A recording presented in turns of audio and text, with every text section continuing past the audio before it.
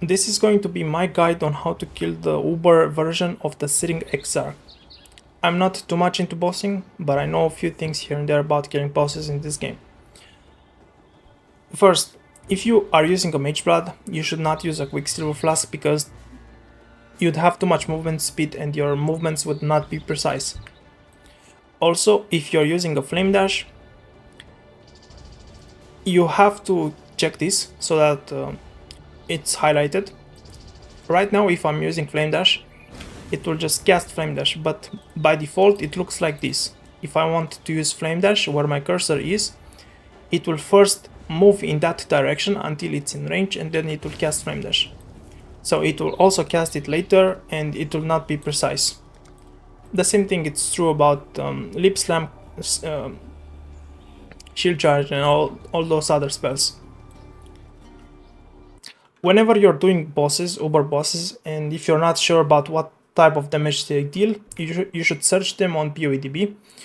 So here you just search the Searing Exarch, you go to Cleansing Boss right here, and you scroll down, and you'd see what type of damage it deals. So you can see that it has 260% increased damage, and these are hit spells.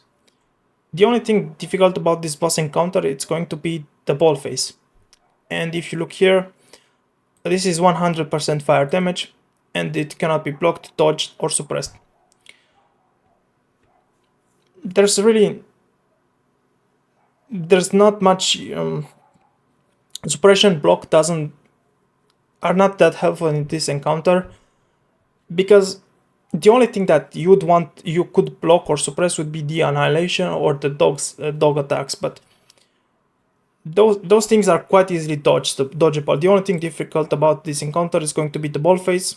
So what you would want to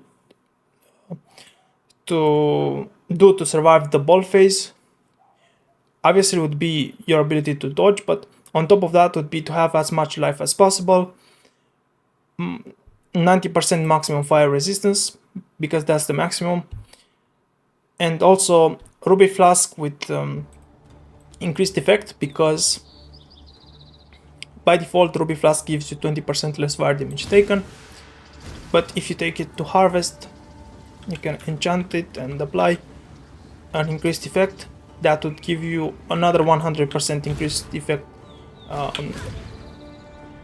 and it decreases with each use. But basically it would give you, for the first few uses, would give you 40% less fire damage taken. The same that a Mage Blood would give you.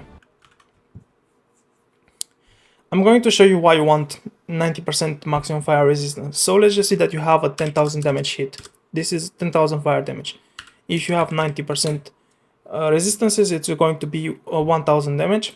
But if you have 75, it's going to be 2,500. This, if you divide it by 1,000 minus 1 times 100, it's going to be 100%, 150% more damage taken. So if my resistances, instead of having 90% fire resistance, I would have 75% fire resistance, I would take 150% more damage compared to what I would take if I had 90% fire resistance. Now let's cover the flasks. Usually for mapping you want Quicksilver, you want Jade, Quartz, but for bosses, for Uber bosses and Searing Exarch specifically, you want a Ruby Flask, you want two Ruby Flasks, excuse me, two Ruby Flasks, ideally with gain charges when you are hit by an enemy, 3 charges. But maybe if your build it's a crit build, you would want gain a flask charge when you deal a critical strike.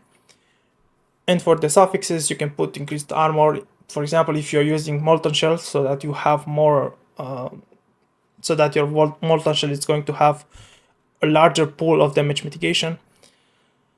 Or you want to avoid being stunned, or maybe you want increased evasion, whatever it's needed for your build. But in general, you want 2 Ruby Flask with gain charges when you're hit by an enemy or deal a critical strike, or gain a flask charge when you deal a critical strike with chance to avoid being stunned. And you'd also put the increased effect from the harvest. This is going to be your enchant. I'm only talking about the life-based builds. So if you're a life-based build, you want to have 3 life flasks.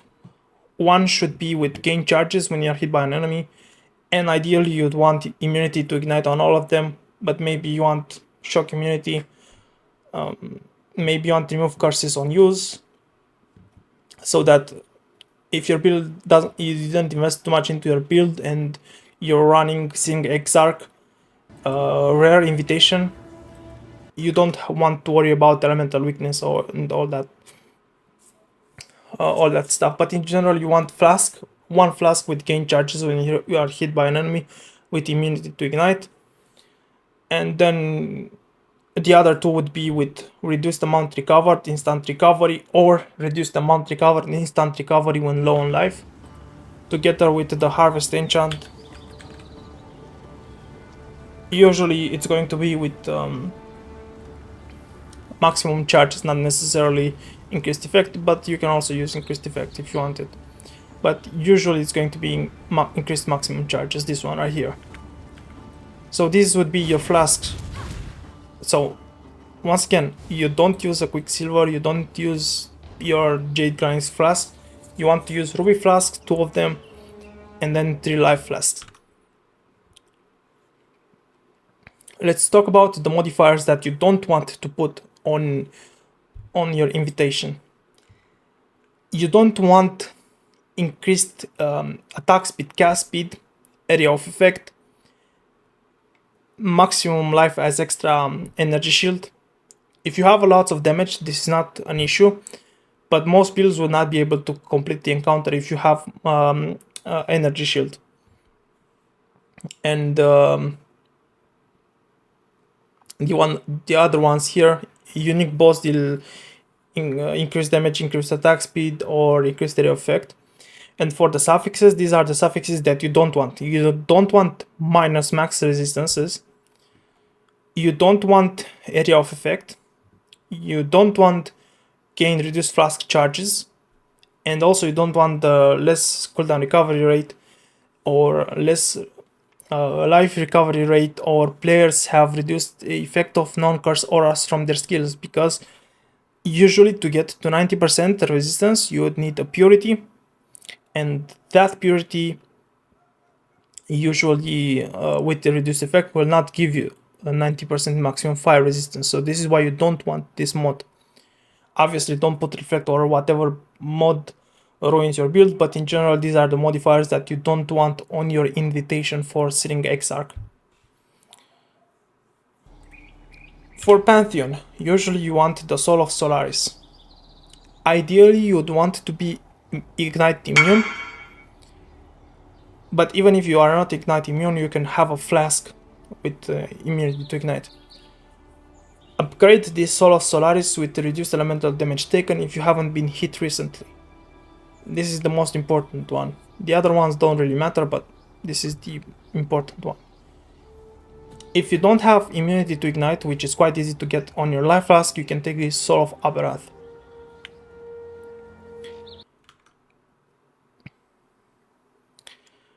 Right here I have a POB. This is basically a blueprint for how to make a character tanky. This is not tailored for the Uber Searing Exarch fight, but usually what you want. So let's go. If you go at items, you can see that I have plus maximum resistances on my full dragon scale on my items. This is usually an armor evasion based character with spell suppression and maximum cold resistance, or at close to maximum cold resistance. As I said, for Searing Exarch you want to have 90% maximum fire resistance. The way you obtain it, if you look at my items, so here on my items I have +1 maximum resistance on my body armor, but it can go up to +2. Also you can get it on your shield. For example, this one has +3 maximum cold resistance. My shield also has +3 maximum lightning resistance, and you can also change it. So if I put this shield right here and I change the lightning to fire, it would give me +3 maximum fire. If your build can use Melting of the Flesh, this would be ideal, because in this encounter there's a degen on the ground that lowers your maximum fire resistance, but since your maximum fire resistance is based on your maximum lightning, it doesn't really affect you. This right here has a Sapphire Flask. Ideally you'd have to Sapphire Flask, and the Divine Flask, obviously tailored for whatever boss encounter you have. This is just generic. You'd have immunity to Ignite with less with instant recovery, or gain charges when hit by an enemy.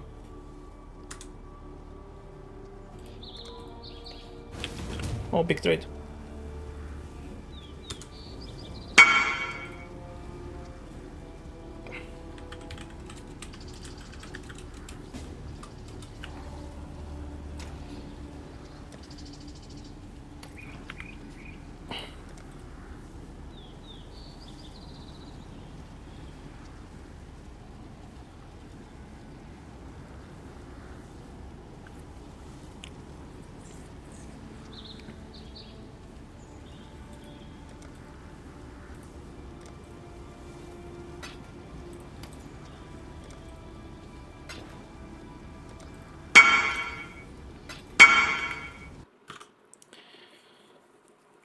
Let's recap. You don't really care about Lethal Shade for this boss encounter, you don't really care about having spell suppression. Although having armor and spell suppression or evasion helps if you are getting hit by annihilation. Usually those spells are easily dodged. So you don't really need Grace. If you are using Molten Shell, you would want Determination. And also Tempest Shield, Defiance Banner are not really needed. As I said, if only you are using Molten Shell and have lots of armor, you're going to use Defiance Banner and Determination for this boss fight. And instead of having Purity of Ice, you would replace it with Purity of Fire. Purity of Fire, like this. Because this would give you more maximum fire resistance. Other sources of getting maximum fire resistance would be Annoyance here, or Impossible Escape around Imbalanced Guard to give you access to +2 maximum here, +1 here. This anointed right here, Anointed Flesh, or Crystal Skin, for example, or increased aura effect, because Purity of Fire would give you, if it's, I guess at level 23 needs to be. Yeah, so the moment Purity of Fire reaches level 23, or any purity, it would give you 5%, and if you have enough aura effect, it would give you 7%. For this boss fight, you want as much life as possible. And also, what's important, you don't want your guard skills on cast on damage taken, and also you don't want them on left click. If you're using Molten Shell, you can leave it on left click, because Molten Shell has a lot of duration, but Steel Skin and Immortal Call usually have very few seconds duration, and you kind of have to time them right. Whereas with Molten Shell, if you have them linked with increased duration, you can put it on left click and it will last for like 5 to 6 seconds, so it's not that big of a deal. But with Steel Skin and Immortal Call, you pretty much want to cast them before taking damage from a ball.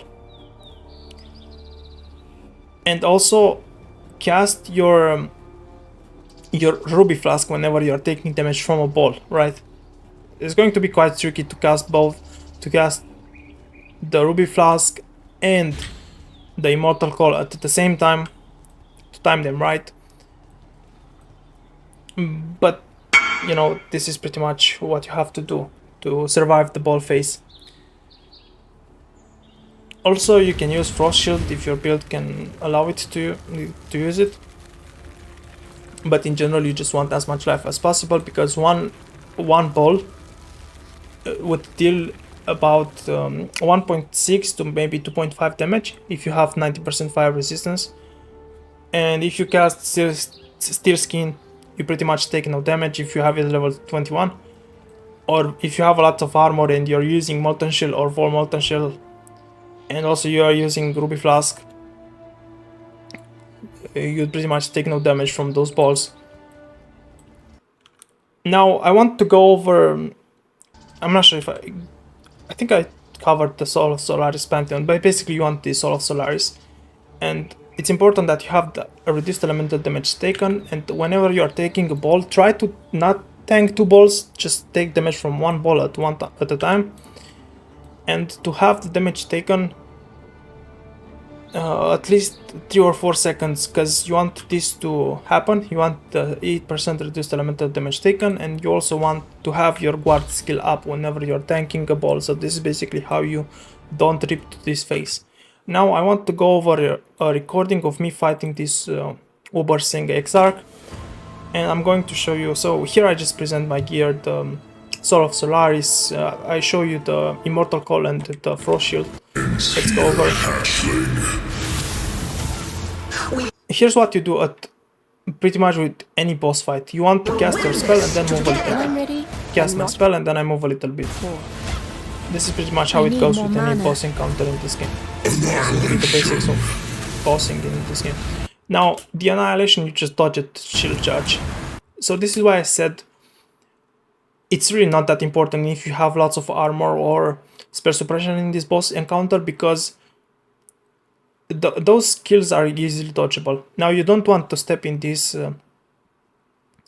degen on the ground, because it will make your flame dash have, or any travel skill would have 50% reduced cooldown recovery rate, and also while you are standing in it you cannot recover life or energy shield. And also it will apply a 10 seconds debuff the moment you leave the degen, which lowers your maximum fire resistance by 5.